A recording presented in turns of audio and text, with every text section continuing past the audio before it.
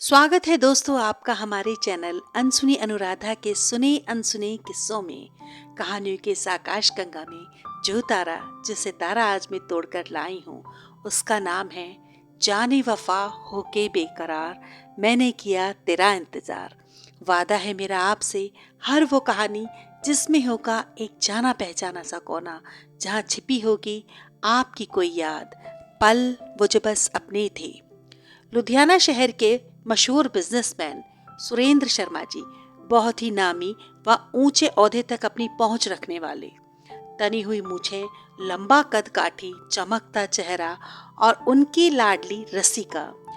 रसिका माँ की कम पिता की ज्यादा लाडली थी। माँ हमेशा बेटी को मर्यादा, झुकना, रोकना, रुकना सिखाती थी और पिता, तू तो मेरा पुत्र है, तू शेर दा पुत्र है। माँ चाहती घर के कामों को रसिका सीखे, घर के कामों में ध्यान दे, और पिता चाहते मैं तेनू बुलेट लेके देनी, तू बुलेट चलाना सीख। लेकिन शर्मा जी अपनी पत्नी कमलेश और पुत्री के बीच तालमेल भी बिठा लेते थे। कमलेश तियां दा की है, कुछ दिन दी मेहमान है, ये बाप के घर थोड़े दिन रहंदी है, फिर ते अपने घर चली जानी। ये कहकर वो अपनी पत्नी कमलेश को समझा देते, तू देखना कल जब इसकी शादी हो जाएगी ना तो कैसे अपने घर के कामों में रम जाएगी, फिर कहाँ इसे होश रहेगा कि पापा का भी घर है, वहां भी जाना है। यहाँ रसिका की पढ़ाई पूरी हो जाती है। हमेशा की तरह 90% मार्क्स लेने वाली एक बार फिर 90% कॉलेज में मार्क्स लेकर टॉप करती है और एक बड़ी कंपनी में जॉब मिलती है। ऋषि को भी ऑफिस में काम करते करते 1.5 साल हो गया था। अच्छी सैलरी, प्रमोशन। आज रसिका ने हिम्मत कर पापा से अपने दिल की बात कह दी और ऋषि को आज घर बुलवा ही भेजा। पापा को तो कोई प्रॉब्लम नहीं थी, मम्मी भी खुश थी शादी के बारे में सोचकर। अब बारी थी ऋषि को अपने घर वालों को कैसे मनाए, उसे हिम्मत करके दिखाना था। ऋषि ने भी आज मौका देख अपने दिल की बात माँ के सामने रख दी और माँ सुनते ही जैसे उनका दिमाग खराब हो जाता है। तेरा दिमाग खराब है, हम यूपी के रहने वाले, वो लुधियाना के, तुझे वहाँ पढ़ने भेजा था या लड़कियों के साथ गुड़ मिलाने के लिए भेजा था? ये वही लड़की है ना जो तेरे फेसबुक पे भी है, बुलेट चलाती रहती है और तू उसकी हर फोटो पे अपना हर्ट, अपना दिल भेजता रहता है। समझ तो मैं गई थी लेकिन मैं चुप थी कि चलो कोई बात नहीं, कॉलेज की दोस्ती है, सब ठीक हो जाएगा। और पंजाबन वो हमें सिखाएगी? तुझे ज्यादा पंजाबी बोलने का शौक है ना, ज्यादा तारा करना चाहता है तो निकल निकल घर से। यहाँ वही होगा जो हम चाहेंगे, जो तेरे पापा चाहेंगे, और तुझे सर झुकाकर स्वीकार भी करना पड़ेगा। ऋषि समझा समझा कर बहुत परेशान हो गया था। माँ जैसे बात सुनने को ही तैयार नहीं थी। वहाँ रसिका भी परेशान थी कि 2 दिन हो गए हैं, कोई मैसेज नहीं, कोई फोन नहीं, आखिर हुआ क्या। बहुत कोशिश करने के बाद आज 1 हफ्ते बाद रसिका को ऋषि फोन करता है और कह देता है कि मम्मी पापा नहीं मान रहे, तुम भी अपने पेरेंट्स के हिसाब से कहीं शादी कर लो रसिका। और कहकर ऋषि अपना फोन जोर से दीवार में फेंक कर मारता है। आज 8 साल हो गए थे। एक जमाना था जो बीत गया था। ऋषि यूं ही आज अपनी अलमारी से कोई जरूरी फाइल ढूंढ रहा था कि एक बहुत खूबसूरत सा लेटर पैड उसके हाथ में आ जाता है। ये वही लेटर पैड था जो ऋषि को एक बार रसिका ने दिया था। कॉलेज बंद होने वाले थे, छुट्टियां पड़ने वाली थी। रसिका खरीद कर लाई थी 2 लेटर पैड। एक उसने ऋषि को दिया और एक अपने पास रखा। उसने कहा, कॉलेज जब खुलेंगे तो मुझे एक लेटर पैड देना ये वाला, और मैं तुम्हें दूंगी, और हम डेली एक दूसरे के लिए इस लेटर पैड पर एक दूसरे के लिए चिट्ठियां लिखेंगे। पोस्ट तो नहीं कर पाएंगे लेकिन हाँ, जब कॉलेज खुलेंगे तुम मुझे मेरा लेटर पैड देना और मैं देखूंगी तुमने मेरे लिए क्या लिखा है। ऋषि ने सारा काम आज जैसे छोड़कर पूरी रात वो लेटर पैड पढ़ता रहा। ऋषिका ने क्या क्या लिखा था, क्या क्या उसके लिए सोचा था, क्या उसकी फीलिंग्स थी, वो महसूस कर रहा था। लेटर पैड भले ही थोड़ा पुराना हो गया था, पीला पड़ गया था, लेकिन लिखावट आज भी साफ थी। उसे पता ही नहीं चला पूरी रात कैसे बीत गई और ना जाने कब सुबह हो गई। ओ शिट, 8:30 बज गए और ऑफिस का फर्स्ट डे है। हेड ऑफिस में ब्रांच मीटिंग है आज तो।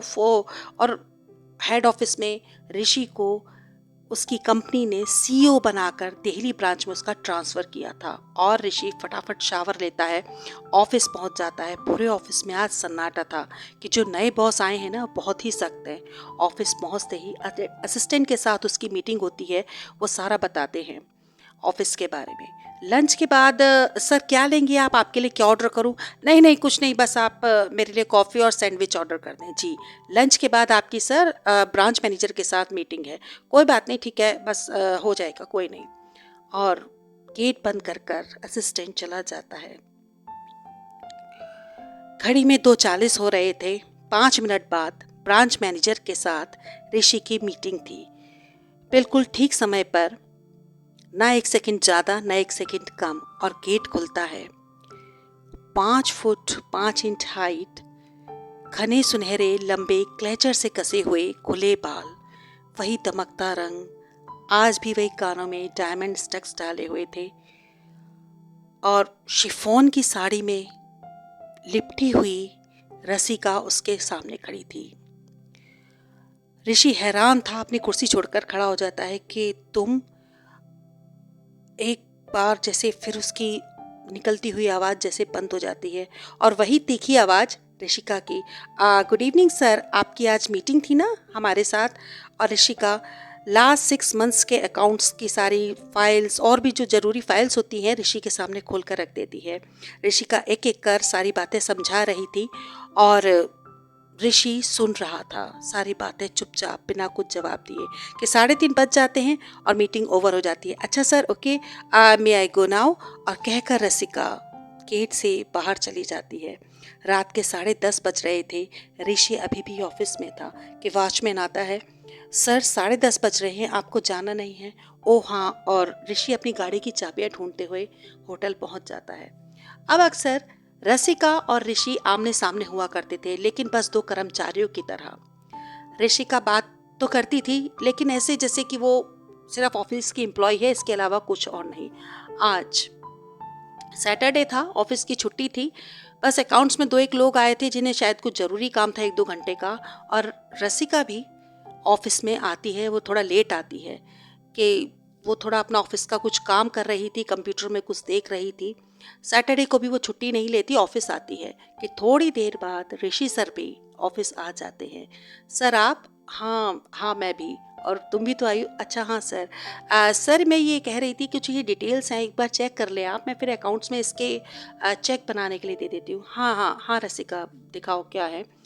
और रसिका, आज सैटरडे की भी तुम छुट्टी नहीं लेती हो रसिका? हाँ नहीं सर, सर आप भी तो ऑफिस में है ना? रसिका हंसती हुई, हाँ हाँ मैं भी ऑफिस में हूँ। वो बातें जो कभी होते होते बंद हो गई थी। वैसे कौन सी क्लास में पढ़ते हैं रसिका तुम्हारे किड्स? रसिका हंसती हुई, अभी एडमिशन नहीं करवाया है। ओ, बहुत छोटे हैं। और आपके? बस ज़रूरत ही नहीं पड़ी। हाँ अच्छा, ओके सर। और इधर उधर की बातें करते हुए दोनों जने अपनी अपनी फाइलों में ध्यान दे रहे थे कि ऋषि बताता है, रसिका आई एम बैचलर, मैंने शादी ही नहीं करी। शादी नहीं करी सर आपने? बस उस टाइम मम्मी पापा के इतने प्रेशर में आ गया था, इतना परेशान रहा कि मैंने शहर ही छोड़ दिया और अपनी स्टडी कंटिन्यू करी, कंप्लीट करी, और आज अब तुम्हारे सामने हूँ। हाँ। और रसिका ने अ, जैसे रसिका अपने आंसू रोक ही नहीं पा रही थी। अरे रसिका क्या हुआ, तुम्हें प्लीज क्या हुआ? और ऋषि टिश्यू उसकी तरफ बढ़ा रहा था, उसे चुप करा रहा था। नहीं सर। अरे तुम बताओ ना, तुम बताओ तुम्हारे बच्चों का, बेबीज का क्या नाम है? और हस्बैंड हस्बैंड क्या काम करते हैं? रसिका अपने बारे में बताओ। बेबीज? हस्बैंड? ना तो मेरे बेबीज हैं, और हस्बैंड की तो कभी तलाश करी ही नहीं। हस्बैंड की तलाश ही नहीं करी? ओ तो मतलब। हाँ। और रसिका हंसते हंसते जैसे रो रही थी। नहीं मैंने भी शादी नहीं करी। तुमने भी शादी नहीं करी? हाँ, पापा मम्मी ने बहुत समझाया, मैंने भी घर छोड़ दिया था, और बस अपनी स्टडी मैंने भी कंप्लीट करी, और अब और दोनों हंसते हंसते आज फिर से शादी का वेडिंग कार्ड था जो छप रहा था, उस पर ऋषि वेड्स रसिका नहीं, जन्मों जन्मों का साथ निभाने वाले दोनों ऋषिका बन गए थे। कि दिल से एक गाना गुनगुनाता है, जाने वफा होके बेकरार मैंने किया तेरा इंतज़ार। तो ये ही थे अनुराधा के अनसुने से सुने से कुछ किस्से। इसी तरह के और किस्से और हिस्से हाजिर होंगी मैं दोबारा आपके पास दूसरे भाग में। तब तक आप हमारे चैनल को लाइक, सब्सक्राइब, शेयर करना ना भूलें। अनसुनी अनुराधा।